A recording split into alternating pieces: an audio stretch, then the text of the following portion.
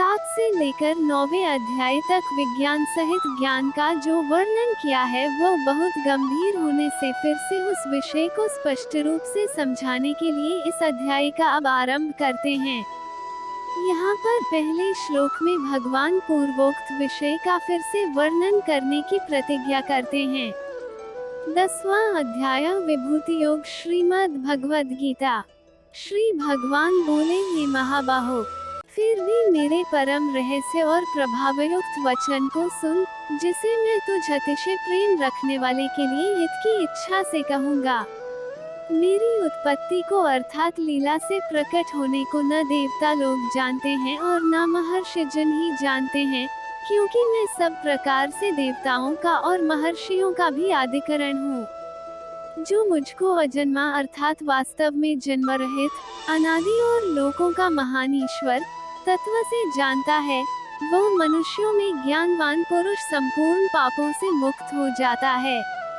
निश्चय करने की शक्ति, यथार्थ ज्ञान, असम्मूढ़ता, क्षमा, सत्य, इंद्रियों का वश में करना, मन का निग्रह तथा सुख दुख, उत्पत्ति प्रलय और भय अभय तथा हिंसा, समता, संतोष, तप, दान, कीर्ति और अपकीर्ति, ऐसे ही प्राणियों के नाना प्रकार के भाव मुझसे ही होते हैं। 7 महर्षि जन, 4 उनसे भी पूर्व में होने वाले सनकादि तथा स्वयंभुवादि 14 मनु, ये मुझ में भाव वाले सब के सब मेरे संकल्प से उत्पन्न हुए हैं, जिनकी संसार में ये संपूर्ण प्रजा है। जो पुरुष मेरी इस परमेश्वर रूप विभूति को और योग शक्ति को तत्व से जानता है, वह निश्चल भक्ति योग से युक्त हो जाता है, इसमें कुछ भी संशय नहीं है। मैं वासुदेव ही संपूर्ण जगत की उत्पत्ति का कारण हूँ और मुझसे ही सब जगत चेष्टा करता है। इस प्रकार समझकर श्रद्धा और भक्ति से युक्त बुद्धिमान भक्तजन मुझ परमेश्वर को ही निरंतर भजते हैं। निरंतर मुझ में मन लगाने वाले और मुझ में ही प्राणों को अर्पण करने वाले भक्तजन मेरी भक्ति की चर्चा के द्वारा आपस में मेरे प्रभाव को जानते हुए तथा गुण और प्रभाव सहित मेरा कथन करते हुए ही निरंतर संतुष्ट होते हैं और मुझ वासुदेव में ही निरंतर रमण करते हैं।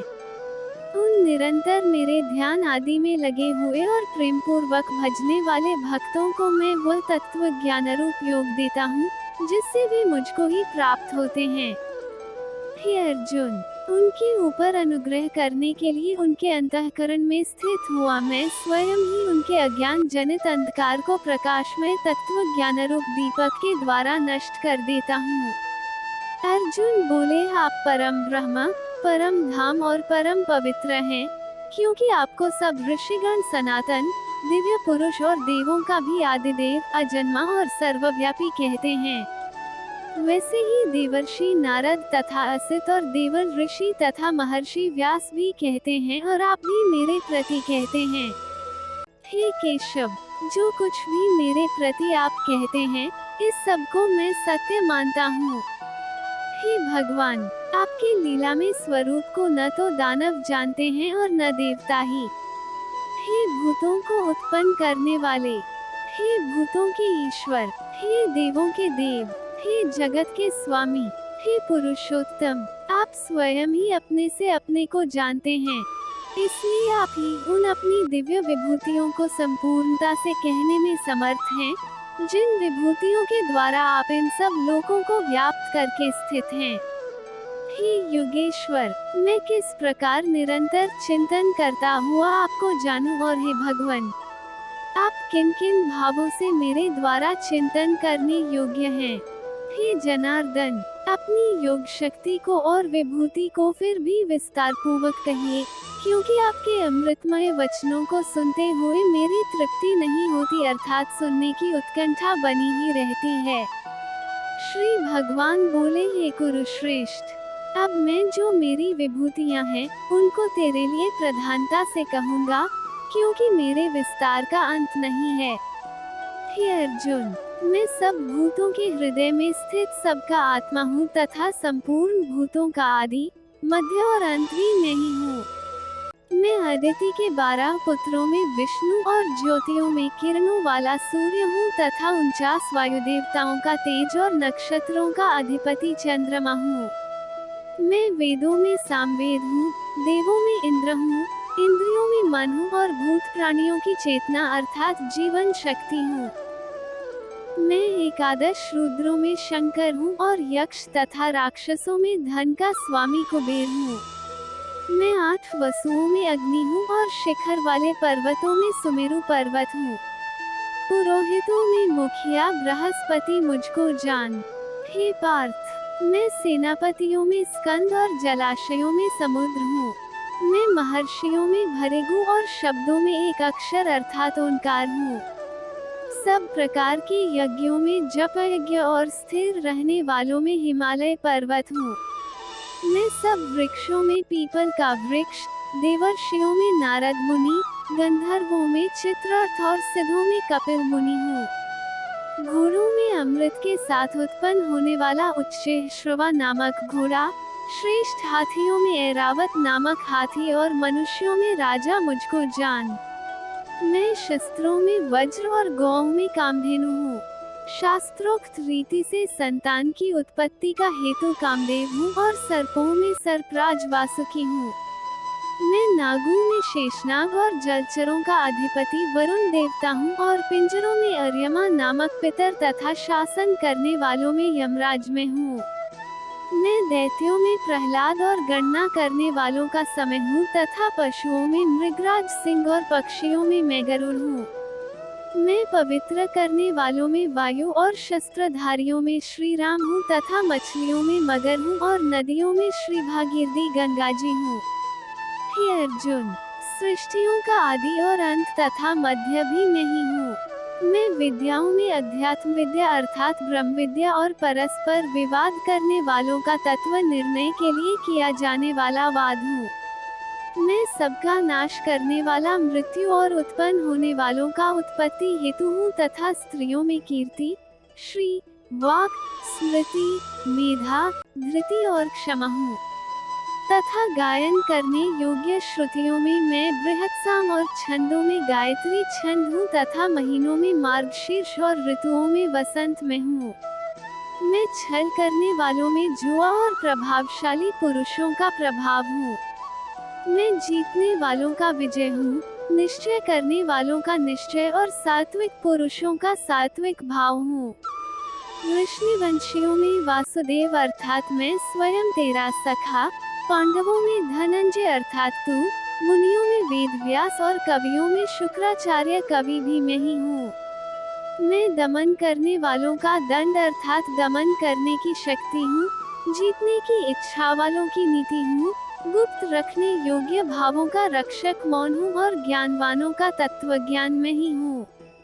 और हे अर्जुन, जो सब भूतों की उत्पत्ति का कारण है वो भी मैं ही हूँ, क्योंकि ऐसा चर और अचर कोई भी भूत नहीं है जो मुझसे रहित हो। हे परंतप, मेरी दिव्य विभूतियों का अंत नहीं है। मैंने अपनी विभूतियों का ये विस्तार तो तेरे लिए एक देश से अर्थात संक्षेप से कहा है। जो भी विभूति युक्त अर्थात ऐश्वर्य युक्त, कांति युक्त और शक्ति युक्त वस्तु है, उसको तू मेरे तेज के अंश की ही अभिव्यक्ति जान। अथवा हे अर्जुन, इस बहुत जानने से तेरा क्या प्रयोजन है? मैं इस संपूर्ण जगत को अपनी योग शक्ति के एक अंश मात्र से धारण करके स्थित हूँ। इस प्रकार उपनिषद, ब्रह्म विद्या तथा योग शास्त्र रूप श्रीमद् भगवद गीता के श्री कृष्ण अर्जुन संवाद में विभूति योग नामक 10वां अध्याय संपूर्ण हुआ। 11वां अध्याय विश्वरूप दर्शन योग। 10वें अध्याय के 7वें श्लोक तक भगवान श्री कृष्ण ने अपनी विभूति, योग शक्ति तथा उसे जानने के महात्म्य का संक्षेप में वर्णन किया है। फिर 11वें श्लोक तक भक्ति योग तथा उसका फल बताया। इस विषय पर श्लोक 12 से 18 तक अर्जुन ने भगवान की स्तुति करके दिव्य विभूतियों का तथा योग शक्ति का विस्तृत वर्णन करने के लिए प्रार्थना की है। इसलिए भगवान श्री कृष्ण का विस्तृत वर्णन करने के लिए प्रार्थना की है। इसलिए भगवान श्री कृष्ण ने 40वें श्लोक तक अपनी विभूतियों का वर्णन समाप्त करके आखिर में योग शक्ति का प्रभाव बताया और समस्त ब्रह्मांड को अपने एक अंश से धारण किया हुआ बताकर अध्याय समाप्त किया। ये सुनकर अर्जुन के मन में उस महान स्वरूप को प्रत्यक्ष देखने की इच्छा हुई। इस 11वें अध्याय के आरंभ में पहले 4 श्लोक में भगवान की तथा उनके उपदेश की बहुत प्रशंसा करते हुए अर्जुन अपने को विश्वरूप का दर्शन कराने के लिए भगवान श्री कृष्ण से प्रार्थना करते हैं। अर्जुन बोले, मुझ पर अनुग्रह करने के लिए आपने जो परम गोपनीय अध्यात्म विषयक वचन अर्थात उपदेश कहा, उससे मेरा यह अज्ञान नष्ट हो गया है। क्योंकि हे कमल नेत्र, मैंने आपसे भूतों की उत्पत्ति और प्रलय विस्तार पूर्वक सुने हैं तथा आपकी अविनाशी महिमा भी सुनी है। हे परमेश्वर, आप अपने को जैसा कहते हैं ये ठीक ऐसा ही है, परंतु हे पुरुषोत्तम, आपके ज्ञान, ऐश्वर्य, शक्ति, बल, वीर्य और तेज से युक्त ऐश्वर्यमय रूप को मैं प्रत्यक्ष देखना चाहता हूँ। हे प्रभु, यदि मेरे द्वारा आपका वह रूप देखा जाना शक्य है, ऐसा आप मानते हैं, तो हे योगेश्वर, उस अविनाशी स्वरूप का मुझे दर्शन कराइए। श्री भगवान बोले, हे पार्थ, अब तू मेरे सैकड़ों हजारों नाना प्रकार के और नाना वर्ण तथा नाना आकृति वाले अलौकिक रूपों को देख। हे भरतवंशी अर्जुन, तू मुझ में आदित्यों को अर्थात अदिति के 12 पुत्रों को, 8 वसुओं को, 11 रुद्रों को, 2 अश्विनी कुमारों को और 49 मरुदगणों को देख तथा और भी बहुत से पहले न देखे हुए आश्चर्यमय रूपों को देख। हे अर्जुन, अब इस मेरे शरीर में एक जगह स्थित चराचर सहित संपूर्ण जगत को देख तथा और भी जो कुछ देखना चाहता है सो देख, परंतु मुझको तू इन अपने प्राकृत नेत्रों द्वारा देखने में निःसंदेह समर्थ नहीं है। इसी से मैं तुझे दिव्य अर्थात अलौकिक चक्षु देता हूँ। इससे तू मेरी ईश्वरीय योग शक्ति को देख। संजय बोले, हे राजन, महायोगेश्वर और सब पापों के नाश करने वाले भगवान ने इस प्रकार कहकर उसके पश्चात अर्जुन को परम ऐश्वर्ययुक्त दिव्य स्वरूप दिखलाया। अनेक मुख और नेत्रों से युक्त, अनेक अद्भुत दर्शनों वाले, बहुत से दिव्य भूषणों से युक्त और बहुत से दिव्य शस्त्रों को हाथों में उठाए हुए, दिव्य माला और वस्त्रों को धारण किए हुए और दिव्य गंध का सारे शरीर में लेप किए हुए, सब प्रकार के आश्चर्यों से युक्त, सीमा रहित और सब ओर मुख किए हुए विराट स्वरूप परमदेव परमेश्वर को अर्जुन ने देखा। आकाश में 1000 सूर्यों के एक साथ उदय होने से उत्पन्न जो प्रकाश हो, वह भी उस विश्वरूप परमात्मा के प्रकाश के सदृश कदाचित ही हो। पांडुपुत्र अर्जुन ने उस समय अनेक प्रकार से विभक्त अर्थात पृथक पृथक संपूर्ण जगत को देवों के देव श्री कृष्ण भगवान के उस शरीर में एक जगह स्थित देखा। उसके अनंतर वे आश्चर्य से चकित और पुलकित शरीर अर्जुन प्रकाशमय विश्वरूप परमात्मा को श्रद्धा भक्ति सहित सिर से प्रणाम करके हाथ जोड़कर बोले। अर्जुन बोले, हे देव, मैं आपके शरीर में संपूर्ण देवों को तथा अनेक भूतों के समुदायों को, कमल के आसन पर विराजित ब्रह्मा को, महादेव को और संपूर्ण ऋषियों को तथा दिव्य सर्पों को देखता हूँ। हे संपूर्ण विश्व के स्वामिन, आपको अनेक भुजा, पेट, मुख और नेत्रों से युक्त तथा सब ओर से अनंत रूपों वाला देखता हूँ। हे विश्वरूप, मैं आपके न तो अंत को देखता हूँ, न मध्य को और न आदि को ही। आपको मैं मुकुटयुक्त, गदायुक्त और चक्रयुक्त तथा सब ओर से प्रकाशमान तेज के पुंज, प्रज्वलित अग्नि और सूर्य के सदृश ज्योति युक्त, कठिनता से देखे जाने योग्य और सब ओर से अप्रमेय स्वरूप देखता हूँ। आप ही जानने योग्य परम अक्षर अर्थात परब्रह्म परमात्मा हैं। आप ही इस जगत के परम आश्रय हैं। आप ही अनादि धर्म के रक्षक हैं और आप ही अविनाशी सनातन पुरुष हैं। ऐसा मेरा मत है। आपको आदि, अंत और मध्य से रहित, अनंत सामर्थ्य से युक्त, अनंत भुजा वाले, चंद्र सूर्य रूप नेत्रों वाले, प्रज्वलित अग्निरूप मुख वाले और अपने तेज से इस जगत को संतप्त करते हुए देखता हूँ। हे महात्मन, ये स्वर्ग और पृथ्वी के बीच का संपूर्ण आकाश तथा सब दिशाएं एक आपसे ही परिपूर्ण है तथा आपके इस अलौकिक और भयंकर रूप को देखकर तीनों लोक अति व्यथा को प्राप्त हो रहे हैं। वे ही देवताओं के समूह आप में प्रवेश करते हैं और कुछ भयभीत होकर हाथ जोड़े आपके नाम और गुणों का उच्चारण करते हैं तथा महर्षि और सिद्धों के समुदाय कल्याण हो ऐसा कहकर उत्तम स्तोत्रों द्वारा आपकी स्तुति करते हैं। जो 11 रुद्र और 12 आदित्य तथा 8 वसु, साध्यगण, विश्वेदेव, अश्विनी कुमार तथा मरुदगण और पितरों का समुदाय तथा गंधर्व, यक्ष, राक्षस और सिद्धों के समुदाय हैं, वे सभी विस्मित होकर आपको देखते हैं।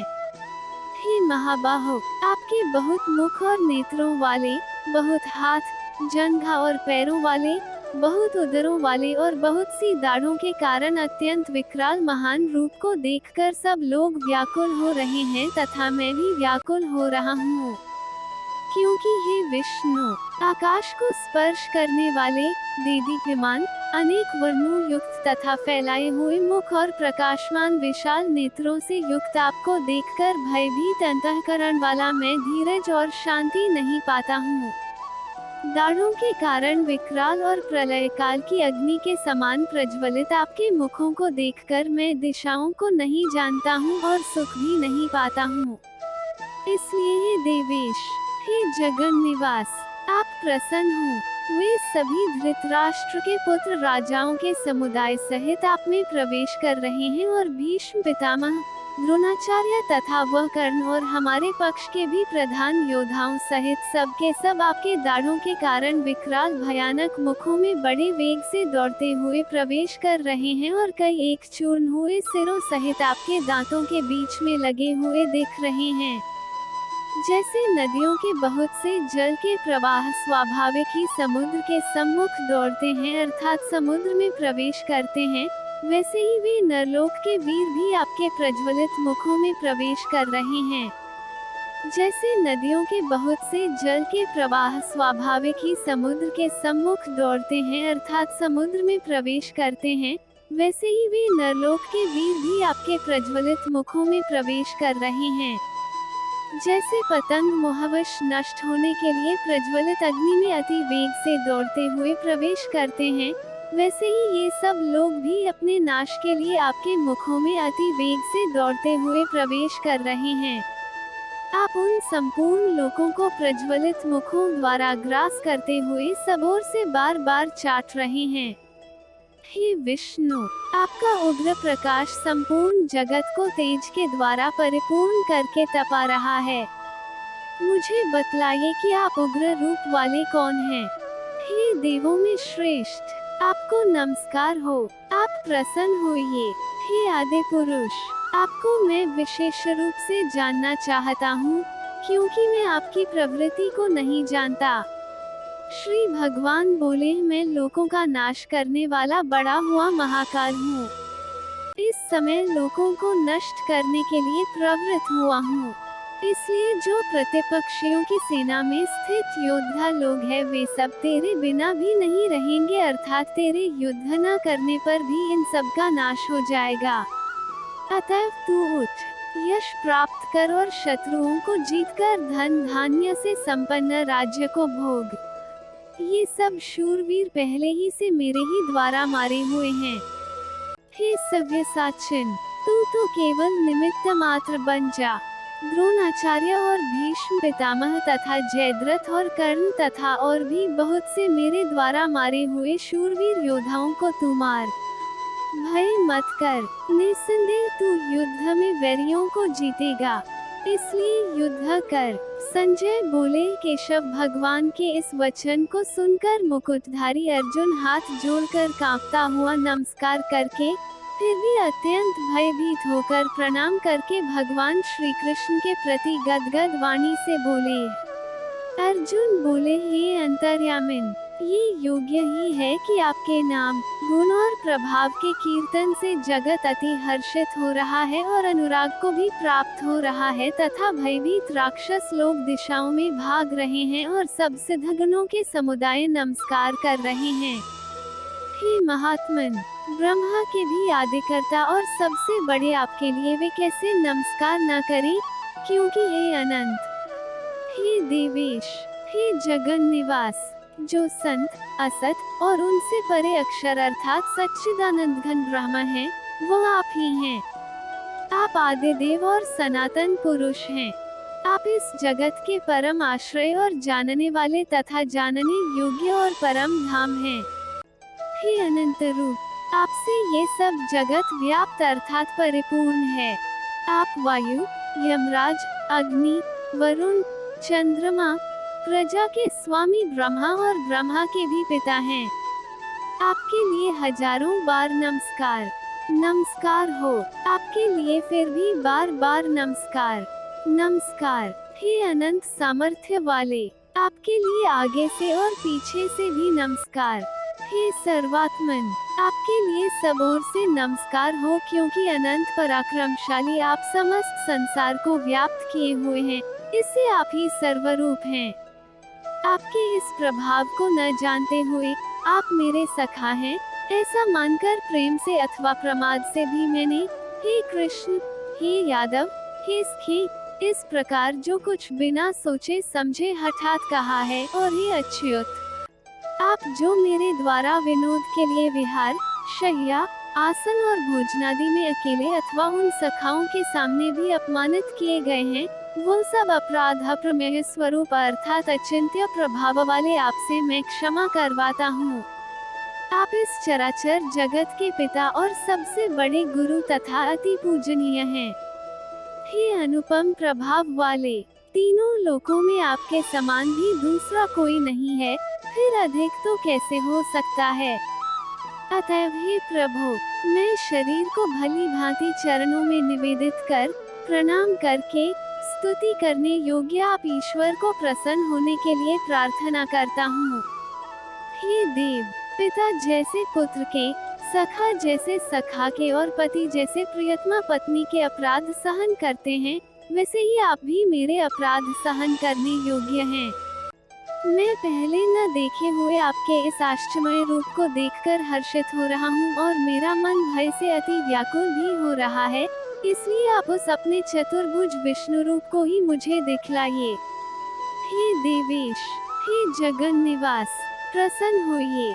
मैं वैसे ही आपको मुकुट धारण किए हुए तथा गदा और चक्र हाथ में लिए हुए देखना चाहता हूँ, इसलिए हे विश्व स्वरूप, हे सहस्रबाहो, आप उसी चतुर्भुज रूप से प्रकट होइए। श्री भगवान बोले, हे अर्जुन, अनुग्रह पूर्वक मैंने अपनी योग शक्ति के प्रभाव से यह मेरा परम तेजोमय, सबका आदि और सीमा रहित विराट रूप तुझको दिखलाया है, जिसे तेरे अतिरिक्त दूसरे किसी ने नहीं देखा था। हे अर्जुन, मनुष्यलोक में इस प्रकार विश्वरूप वाला मैं न वेद और यज्ञों के अध्ययन से, न दान से, न क्रियाओं से और न उग्र तपों से ही तेरे अतिरिक्त दूसरे के द्वारा देखा जा सकता हूँ। मेरे इस प्रकार के इस विकराल रूप को देखकर तुझको व्याकुलता नहीं होनी चाहिए और मूढ़ भाव भी नहीं होना चाहिए। तू भय रहित और प्रीतियुक्त मन वाला होकर उसी मेरे शंख चक्र गदा पद्मयुक्त चतुर्भुज रूप को फिर देख। संजय बोले, वासुदेव भगवान ने अर्जुन के प्रति इस प्रकार कहकर फिर वैसे ही अपने चतुर्भुज रूप को दिखलाया और फिर महात्मा श्री कृष्ण ने सौम्य मूर्ति होकर इस भयभीत अर्जुन को धीरज बंधाया। अर्जुन बोले, हे जनार्दन, आपके इस अति शांत मनुष्य रूप को देखकर अब मैं स्थिरचित हो गया हूँ और अपनी स्वाभाविक स्थिति को प्राप्त हो गया हूँ। श्री भगवान बोले, मेरा जो चतुर्भुज रूप तुमने देखा है, ये सुदुर्दर्श है अर्थात इसके दर्शन बड़े ही दुर्लभ हैं। देवता भी सदा इस रूप के दर्शन की आकांक्षा करते रहते हैं। जिस प्रकार तुमने मुझे देखा है, इस प्रकार चतुर्भुज रूप वाला मैं न तो वेदों से, न तप से, न दान से और न यज्ञ से ही देखा जा सकता हूँ। परंतु हे परंतप अर्जुन, अनन्य भक्ति के द्वारा इस प्रकार चतुर्भुज रूप वाला मैं प्रत्यक्ष देखने के लिए, तत्व से जानने के लिए तथा प्रवेश करने के लिए अर्थात एक ही भाव से प्राप्त होने के लिए भी शक्य हूँ। हे अर्जुन, जो पुरुष केवल मेरे ही लिए संपूर्ण कर्तव्य कर्मों को करने वाला है, मेरे परायण है, मेरा भक्त है, आसक्ति रहित है और संपूर्ण भूत प्राणियों में वैरभाव से रहित है, वो अनन्य भक्ति युक्त पुरुष मुझको ही प्राप्त होता है। इस प्रकार उपनिषद, ब्रह्म विद्या तथा योग शास्त्र रूप श्रीमद् भगवद गीता के श्री कृष्ण अर्जुन संवाद में विश्वरूप दर्शन योग नामक 11वां अध्याय संपूर्ण हुआ। 12वां अध्याय भक्ति योग श्रीमद् भगवद गीता। दूसरे अध्याय से लेकर यहाँ तक भगवान ने प्रत्येक स्थान पर सगुण साकार परमेश्वर की उपासना की प्रशंसा की। 7वें अध्याय से 11वें अध्याय तक खास सगुण साकार परमात्मा की उपासना का महत्व बताया है। उसके साथ 5वें अध्याय में 17 से 26 श्लोक तक, 6वें अध्याय में 24 से 29 श्लोक तक, 8वें अध्याय में 11 से 13 श्लोक तक इसके अलावा और कई जगहों पर निर्गुण निराकार की उपासना का महत्व बताया है।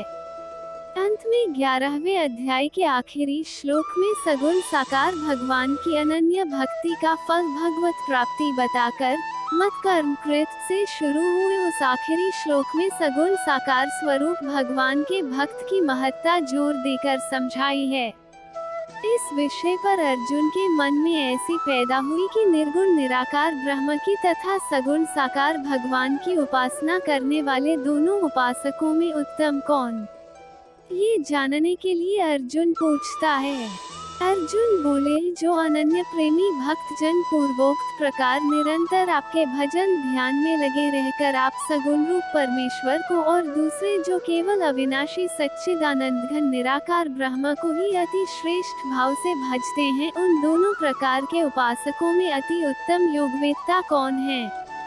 श्री भगवान बोले, मुझ में मन को एकाग्र करके निरंतर मेरे भजन ध्यान में लगे हुए जो भक्तजन अतिशय श्रेष्ठ श्रद्धा से युक्त होकर मुझ सगुण रूप परमेश्वर को भजते हैं, वे मुझको योगियों में अति उत्तम योगी मान्य हैं। परंतु जो पुरुष इंद्रियों के समुदाय को भली प्रकार वश में करके मन बुद्धि से परे सर्वव्यापी, अकथनीय स्वरूप और सदा एक रस रहने वाले, नित्य, अचल, निराकार, अविनाशी, सच्चिदानंद घन ब्रह्म को निरंतर एक ही भाव से ध्यान करते हुए भजते हैं, वे संपूर्ण भूतों के हित में रत और सब में समान भाव वाले योगी मुझको ही प्राप्त होते हैं। उन सच्चिदानंद घन निराकार ब्रह्म में आसक्त चित्त वाले पुरुषों के साधन में परिश्रम विशेष है, क्योंकि देहाभिमानियों के द्वारा अव्यक्त विषयक गति दुखपूर्वक प्राप्त की जाती है। परंतु जो मेरे परायण रहने वाले भक्त जन संपूर्ण कर्मों को मुझे अर्पण करके मुझ सगुण रूप परमेश्वर को ही अनन्य भक्ति योग से निरंतर चिंतन करते हुए भजते हैं। हे अर्जुन, उन मुझ में चित्त लगाने वाले प्रेमी भक्तों का मैं शीघ्र ही मृत्यु रूप संसार समुद्र से उद्धार करने वाला होता हूँ। मुझ में मन को लगा और मुझ में ही बुद्धि को लगा, इसके उपरांत तू मुझ में निवास करेगा, इसमें कुछ भी संशय नहीं है। यदि तू मन को मुझ में अचल स्थापन करने के लिए समर्थ नहीं है तो हे अर्जुन, अभ्यास रूप योग के द्वारा मुझको प्राप्त होने के लिए इच्छा कर। यदि तू उपर्युक्त अभ्यास में भी असमर्थ है तो केवल मेरे लिए कर्म करने के ही परायण हो जा। इस प्रकार मेरे निमित्त कर्मों को करता हुआ भी मेरी प्राप्ति रूप सिद्धि को ही प्राप्त होगा। यदि मेरी प्राप्ति रूप योग के आश्रित होकर उपर्युक्त साधन को करने में भी तू असमर्थ है तो मन बुद्धि आदि पर विजय प्राप्त करने वाला होकर सब कर्मों के फल का त्याग कर। मर्म को न जानकर किए हुए अभ्यास से ज्ञान श्रेष्ठ है।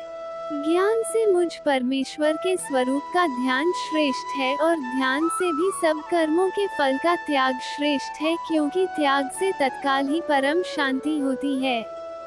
जो पुरुष सब भूतों में द्वेष भाव से रहित, स्वार्थ रहित, सबका प्रेमी और हेतु रहित दयालु है तथा ममता से रहित, अहंकार से रहित, सुख दुखों की प्राप्ति में सम और क्षमावान है, अर्थात अपराध करने वाले को भी अभय देने वाला है, तथा जो योगी निरंतर संतुष्ट है, मन इंद्रियों सहित शरीर को वश में किए हुए हैं और मुझ में दृढ़ निश्चय वाला है, वो मुझ में अर्पण किए हुए मन बुद्धि वाला मेरा भक्त मुझको प्रिय है, जिससे कोई भी जीव उद्वेग को प्राप्त नहीं होता और जो स्वयं भी किसी जीव से उद्वेग को प्राप्त नहीं होता, तथा जो हर्ष, अमर्ष, भय और उद्वेग आदि से रहित है, वो भक्त मुझको प्रिय है।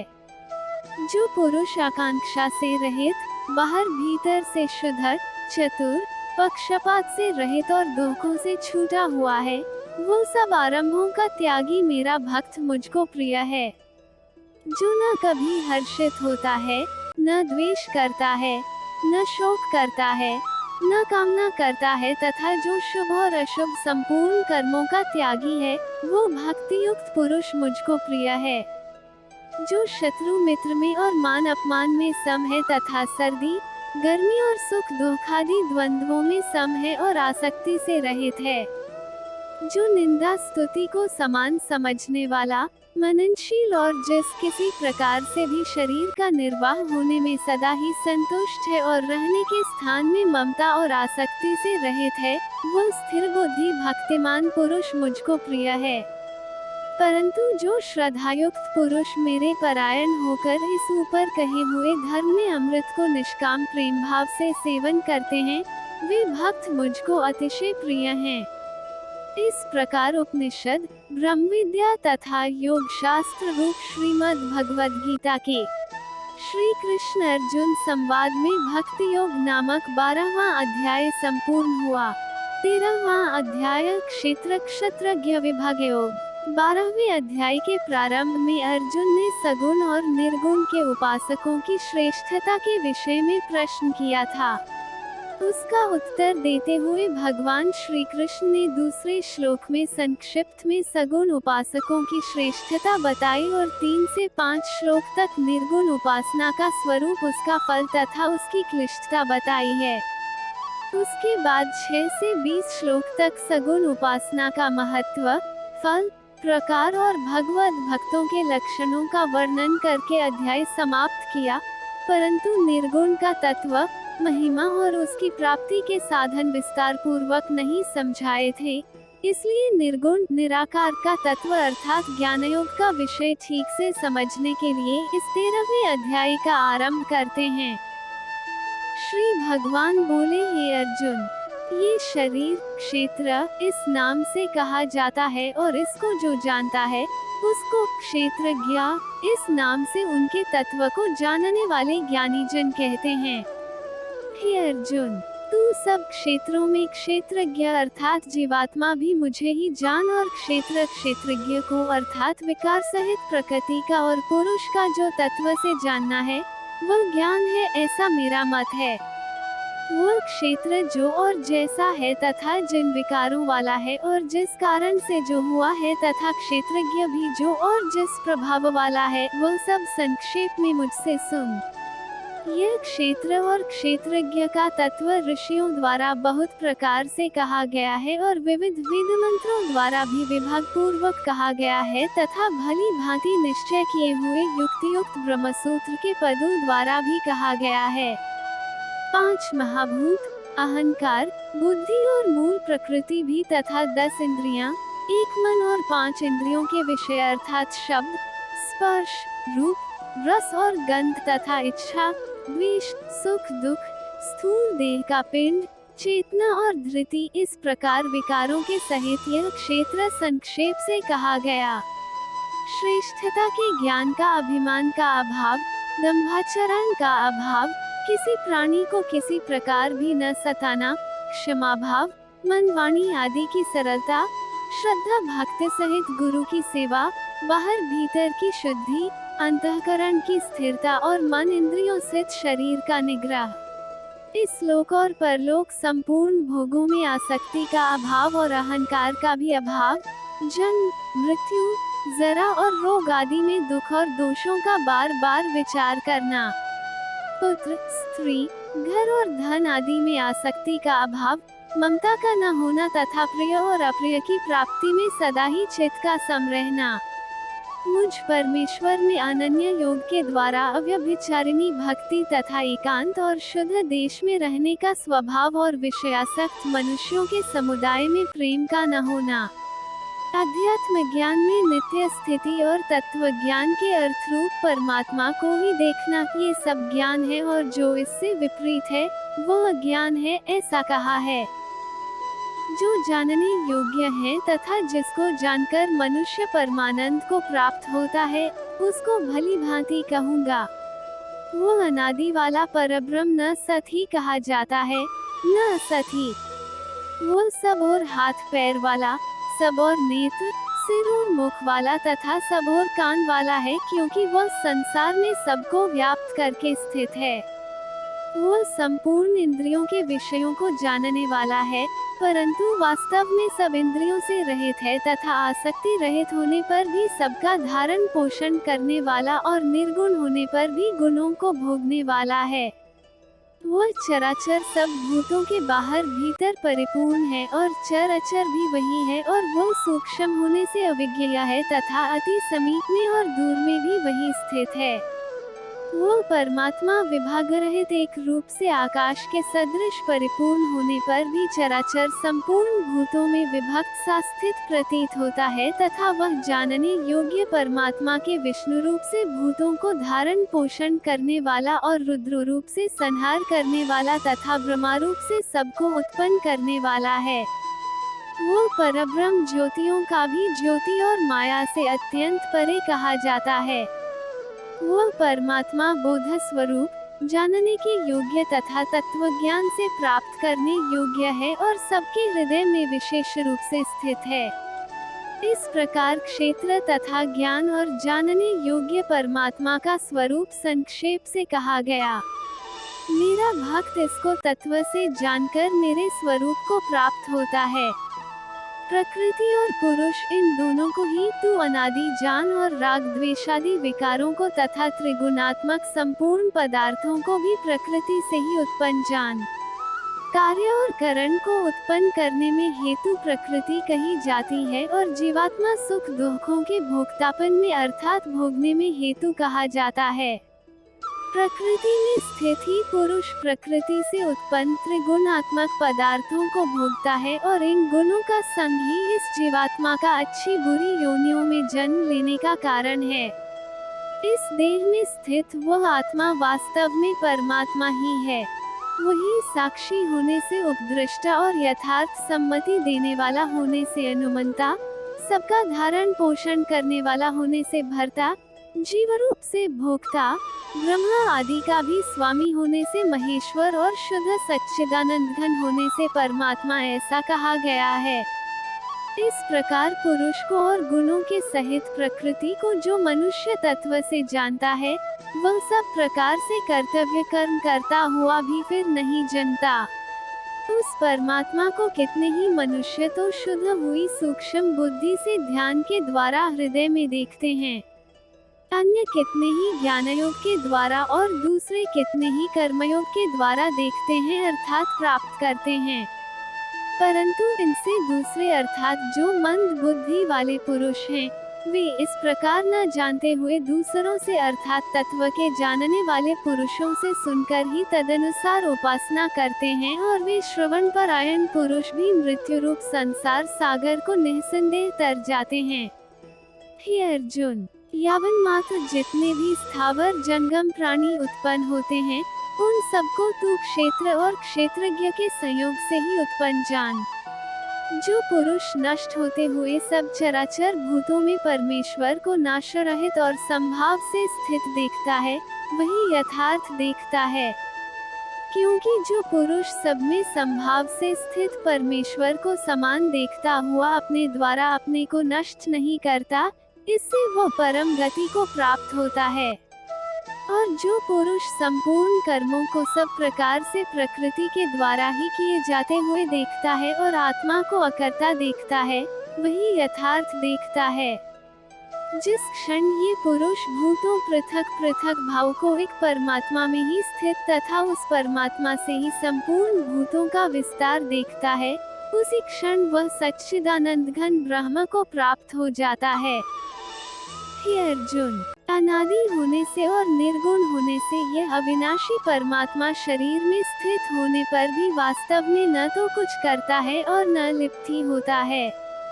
जिस प्रकार सर्वत्र व्याप्त आकाश सूक्ष्म होने के कारण लिप्त नहीं होता, वैसे ही देह में सर्वत्र स्थित आत्मा निर्गुण होने के कारण देह के गुणों से लिप्त नहीं होता। हे अर्जुन, जिस प्रकार एक ही सूर्य इस संपूर्ण ब्रह्मांड को प्रकाशित करता है, उसी प्रकार एक ही आत्मा संपूर्ण क्षेत्र को प्रकाशित करता है। इस प्रकार क्षेत्र और क्षेत्रज्ञ के भेद को तथा कार्य सहित प्रकृति से मुक्त होने का जो पुरुष ज्ञान नेत्रों द्वारा तत्व से जानते हैं, वे महात्माजन परब्रह्म परमात्मा को प्राप्त होते हैं। इस प्रकार उपनिषद, ब्रह्म विद्या तथा योग शास्त्र रूप श्रीमद् भगवद गीता के श्री कृष्ण अर्जुन संवाद में क्षेत्र क्षेत्रज्ञ विभागयोग नामक 13वां अध्याय संपूर्ण हुआ। 14वां अध्याय गुणत्रय विभागयोग। श्री भगवान बोले, ज्ञानों में भी अति उत्तम उस परम ज्ञान को मैं फिर कहूँगा, जिसको जानकर सब मुनिजन इस संसार से मुक्त होकर परम सिद्धि को प्राप्त हो गए हैं। इस ज्ञान को आश्रय करके अर्थात धारण करके मेरे स्वरूप को प्राप्त हुए पुरुष सृष्टि के आदि में पुनः उत्पन्न नहीं होते और प्रलय काल में भी व्याकुल नहीं होते। हे अर्जुन, मेरी महत ब्रह्मरूप मूल प्रकृति संपूर्ण भूतों की योनि है, अर्थात गर्भाधान का स्थान है, और मैं उस योनि में चेतन समुदाय रूप को स्थापन करता हूँ। उस जड़ चेतन के संयोग से सब भूतों की उत्पत्ति होती है। हे अर्जुन, नाना प्रकार की सब योनियों में जितनी मूर्तियाँ अर्थात शरीरधारी प्राणी उत्पन्न होते हैं, प्रकृति तो उन सब की गर्भ धारण करने वाली माता है और मैं बीज का स्थापन करने वाला पिता हूँ। हे अर्जुन, सत्वगुण, रजोगुण और तमोगुण ये प्रकृति से उत्पन्न तीनों गुण अविनाशी जीवात्मा को शरीर में बांधते हैं।